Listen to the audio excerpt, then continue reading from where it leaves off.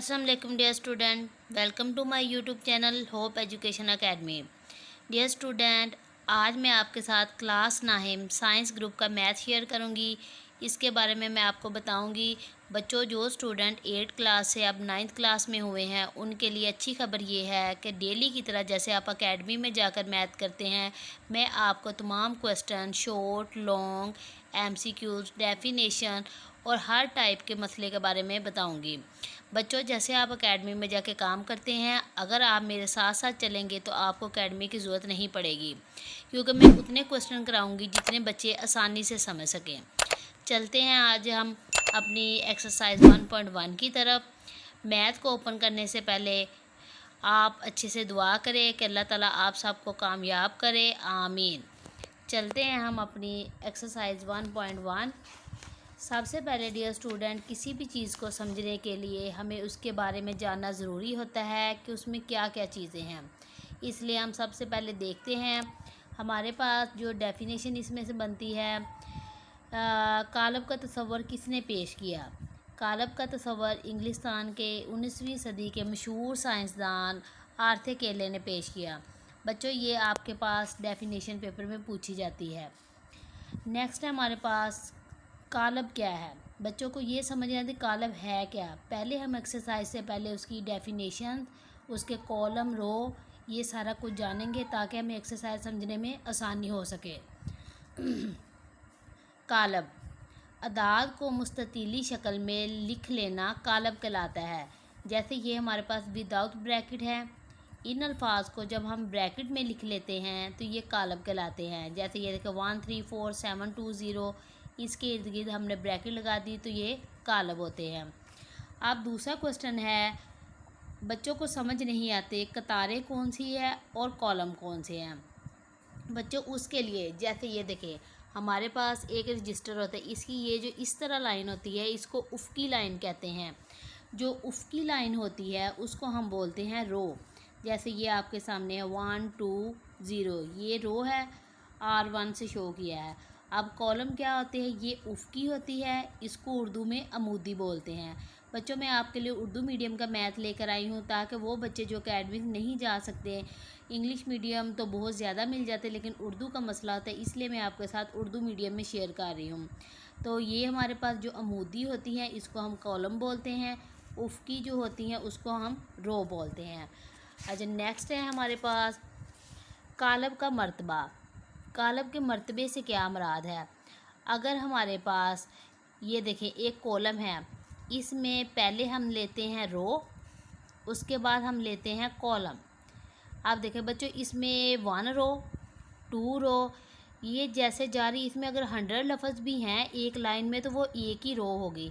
1 रो 2 रो मतलब 2 होगी रो और 3 हमारे पास कॉलम। इस तरह हमारे पास कॉलम।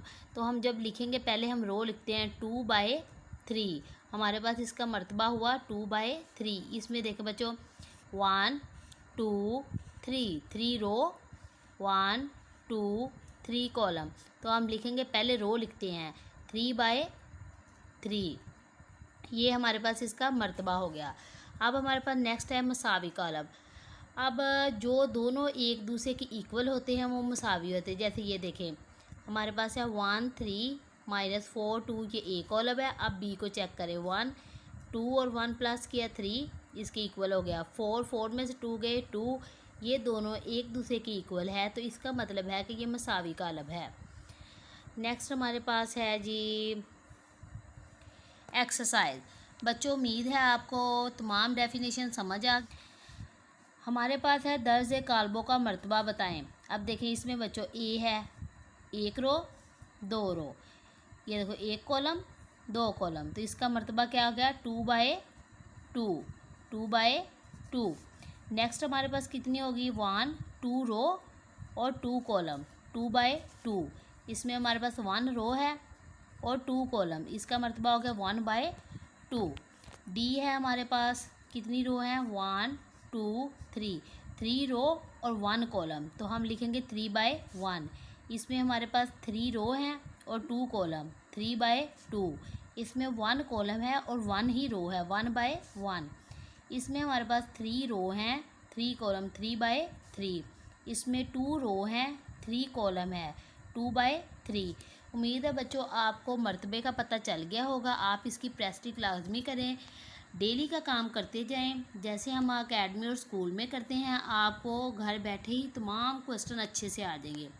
क्वेश्चन नंबर 2, मालूम करें मदर्स ढेर में से कौन से कालम मसावी है। मसावी से मुराद है एक दूसरे के इक्वल है। बच्चों ये देखें, ए है हमारे पास ब्रैकेट में 3, ए इक्वल है सी के। ये देखें 5 में से 2 गए तो हमारे पास कितने बचते हैं, 3 बचते हैं। तो आप इसका आंसर जस्ट इस तरह लिख सकते हैं, ये देखें ए इक्वल है सी के। आंसर में सिर्फ ये लिख दे, ए इक्वल है सी के। नेक्स्ट हमारे पास है 3, 5। ये किस कॉलम में है, ये मैंने नंबरिंग दी हुई है। ये देखें 3 + 2 5, बी इक्वल है आई के। नेक्स्ट हमारे पास है ई इक्वल है जे के। उसके बाद ये देखें 2 और 2 4, ये 0 है, 2 में से 2 गया 0, 4 और 2 6, 2 में 0 ऐड किया 2। तो मतलब हमारे पास ये जो तीसरे वाला ई इक्वल है जे के। अब हमारे पास है जी, 3 में से 1 गया 2, 3 और 3 6। अब देखें ये 2 और 6, मतलब आप कहेंगे जी इक्वल है एफ़ के। बच्चों उम्मीद है आपको मसावी कालब की समझ आ गई होगी अच्छे से। अब हम अपने मोस्ट इम्पॉर्टेंट क्वेश्चन की तरफ चलते हैं, जो कि क्वेश्चन नंबर 3 है। ये बच्चों आपने लाजमी समझना है, इसकी बार बार प्रैक्टिस करनी है, फिर आपको समझ आएगी। और ये पेपर में बहुत दफ़ा पूछा जाता है। क्वेश्चन है ए, बी, सी और डी की कीमतें मालूम करें जो दी हुई मसावात को दुरुस्त कायम रखती हों। बच्चों हमारे पास एक्सरसाइज 1.1 का क्वेश्चन नंबर 3 ये है जो आपके सामने नज़र आ रहा है। सबसे पहले आपने इसको इक्वेशन में चेंज करना है। a + c जो इसके सामने वाला है 0 के इक्वल, a + 2b - 7 के, c + 1 3 के, 4d - 6 इक्वल है 2d। इसी तरह आप इनको एक दूसरे के इक्वल करके इक्वेशन का नेम दे ले, 1 2 3 एंड 4। अब क्वेश्चन ये है कि सबसे पहले किसको सॉल्व किया जाए। बच्चों आपने एक ऐसी इक्वेशन को चूज़ करना है जिसमें एक वेरिएबल हो, एक में अल्फ़ाबेट हो। जैसे ये देखें, ये हमारे पास अल्फ़ाबेट है, ये हमारे पास मुस्तकिल मकदार है, मतलब हमारे पास हकीकी अदद है। आपने ये वैल्यू पहले लेनी है। मसावात 3 से c - 1 इक्वल है 3 के। c की कीमत निकालनी है। c इक्वल है, ये 3 अपनी जगह पे, माइनस था तो प्लस हो गया, c इक्वल है 4 के। अब बच्चों ये c की जो वैल्यू आ गई है आपने देखनी है कि इसके अलावा c किस वाली में है। जिसमें c लिखा है उसमें इसको पुट कर देना। ये देखें बच्चों इक्वेशन 1 में है, तो आप लिखेंगे c की कीमत मसावात 1 में दर्ज करने थे।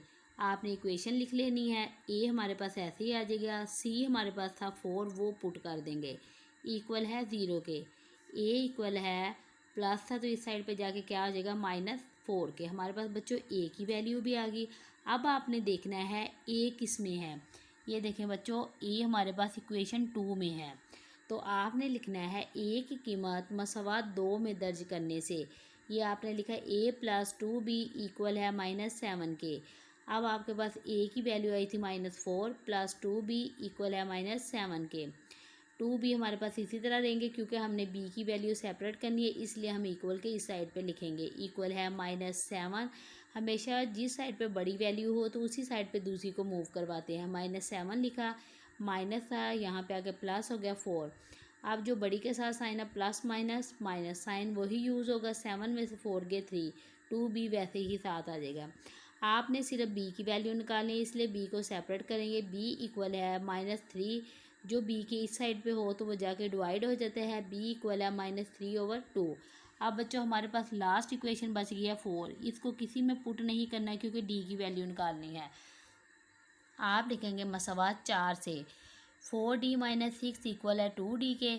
अब जिस साइड पे बड़ी वैल्यू हो वहीं पे मूव करवाएं। 2d प्लस का था, इस साइड पे आके माइनस का हो गया, इक्वल है 6 के। 4d में से 2d गए तो 2d बच गए, इक्वल है 6 के। d को सेपरेट करें, d इक्वल है 6, ये गया ओवर में, ओवर 2, 2 1 ज़ा 2, 2 3 ज़ा 6, d इक्वल है 3 के। बच्चों आप देखें a का आंसर आया -4, b का आंसर आया -3/2, c का है हमारे पास 4, d का है हमारे पास 3।